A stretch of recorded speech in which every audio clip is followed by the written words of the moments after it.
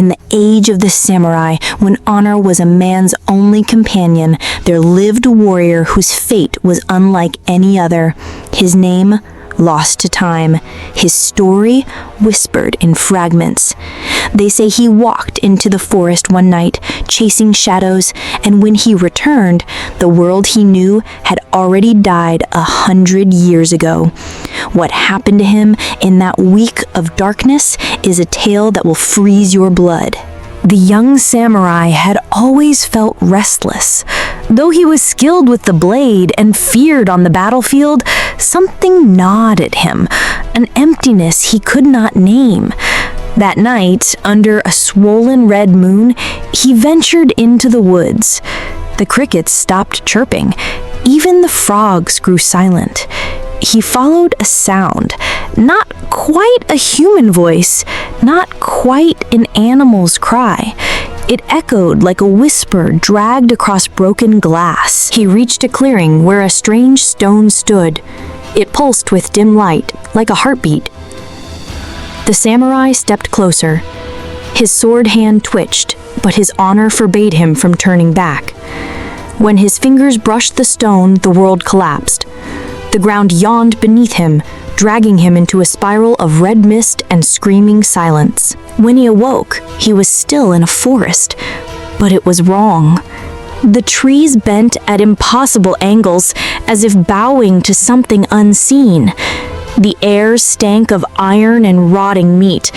And then he heard them, crawling, sniffing, the crunch of bone between teeth. He turned, and his blood froze. Humans. Or what should have been humans. But they moved on all fours, backs hunched, their heads twisted fully backward so their jaws gnashed where their spines should be. Their teeth were long, jagged, slick with gore. Their claws dug trenches into the soil as they scuttled closer. The samurai unsheathed his katana with a hiss. His breath trembled, but his grip was steady. The first creature lunged. Its jaws snapped for his throat. The blade flashed, severing its head in a spray of black blood. But as the corpse twitched, he realized every single one of them had turned their heads toward him. Dozens of glowing eyes blinked in unison. And then they smiled. The samurai knew in that instant this was no world of men.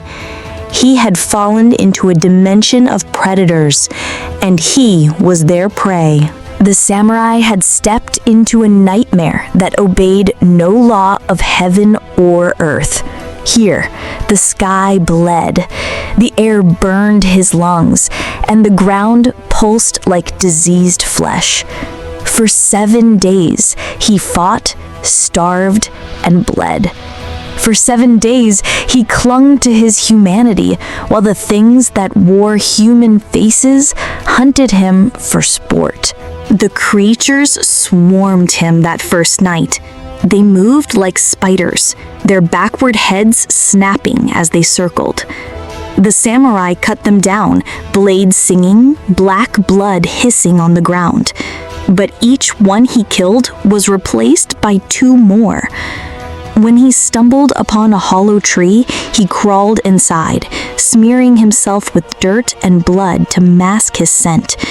He stayed awake until dawn, listening to their nails scrape the bark. By morning, hunger gnawed at him. There was no rice, no fish, no clean water. The streams here bubbled with oily liquid, and the fruits that grew on the trees pulsed like organs. He slashed one open. Inside were writhing worms, screeching like infants. He gagged, but forced himself to eat. The taste was rot and ashes, but it kept him alive. That night, he heard crying, a child's voice, trembling, begging for help. The samurai's heart clenched. Could it be another soul trapped like him?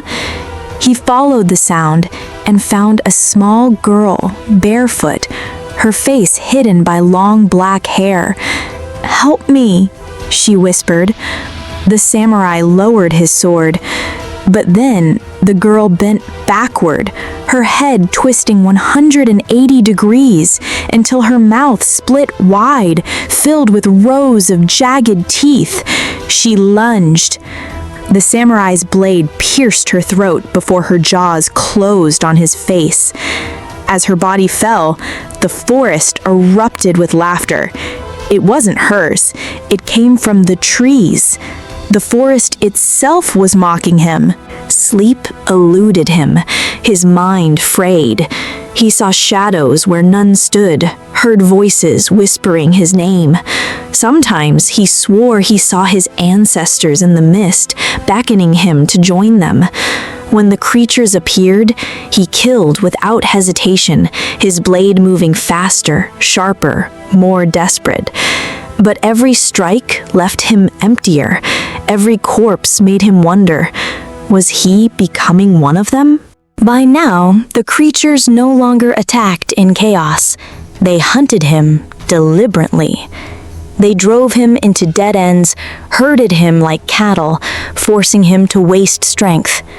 At one point, they surrounded him at a cliff's edge, dozens of them, crawling, drooling.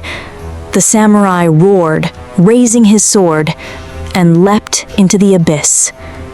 He landed in a river of black sludge. It burned his skin like fire, but he crawled ashore, alive. The creatures waited above, hissing, unwilling to descend. He realized then, they feared something in the river. But what? In the wasteland beyond the river, he found ruins. A temple, broken and half-buried. Strange carvings writhed across the walls, depicting men bowing to creatures with backward heads. Inside, he found bones, human bones, arranged like offerings, and in the center, a mirror. But the reflection wasn't his. It showed him crawling on all fours, his head twisted, his eyes glowing. Rage seized him. He shattered the glass. But even in shards, the reflection smiled. On the seventh day, weak and delirious, the samurai stumbled back to the stone that had dragged him here. The creatures followed, dozens of them, crawling from the shadows, their laughter rattling the sky. He stood before the stone, sword raised. His armor was broken, his body battered, but his spirit unyielding. The creatures lunged. He cut them down, one after another, screaming with fury. His blade became an arc of light in the darkness. And then, just as their claws closed on him, the stone pulsed again. The world inverted, the red sky collapsed, the forest screamed, and he fell. When the stone spat him out, the samurai collapsed into the familiar scent of pine and soil. Earth, his world. The crimson sky was gone. The twisted forest no longer breathed. The air was clean again. But something felt wrong. The birds he knew did not sing. The breeze carried the stench of smoke and iron. And in the distance, he heard a sound he could not name, roaring like thunder, but steady, constant.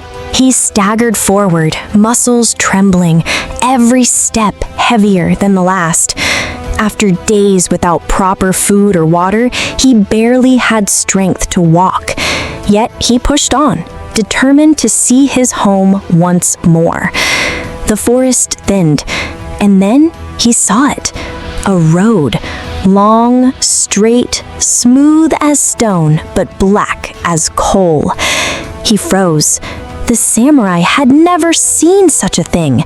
The surface gleamed under the sun, unnatural, endless. And then came the sound again, closer now. He gripped his sword. The roar grew louder, echoing in his skull. And then he saw it. A beast unlike any he had ever known. It rolled across the black road on 4 round legs, its body shining like armor, its eyes glowing white. A metal horse. The samurai staggered backward, heart racing. He had fought demons, spirits, and the crawling horrors of another world. But this was something else entirely.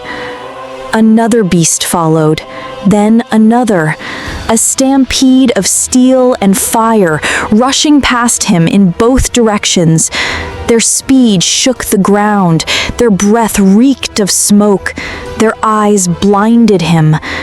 The samurai dropped to his knees, blade trembling in his hands. He turned to a man walking nearby, a peasant perhaps, a survivor? But the man was dressed in strange cloth, carrying a glowing box that hummed. He didn't bow, didn't acknowledge the samurai. He simply walked past, speaking to no one, though his lips moved. The samurai shouted. The man didn't hear.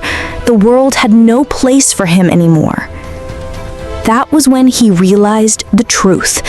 He had been gone far longer than 7 days. 100 years had passed. His village was dust, his bloodline erased, his honor, his code, his era vanished into history.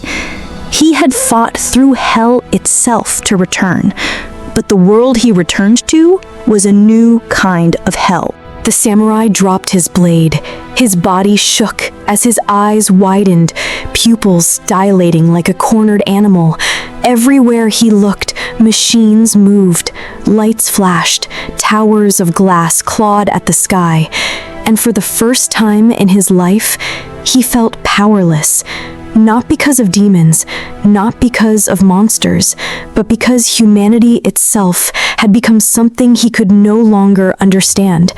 He backed away from the road, clutching his chest, breathing ragged, his mind fracturing. The metal horses roared louder, passing in endless waves, and the samurai screamed, a scream that no one heard, a scream swallowed by a world that had left him behind. He escaped the nightmare, only to awaken in another, and this one would never let him go.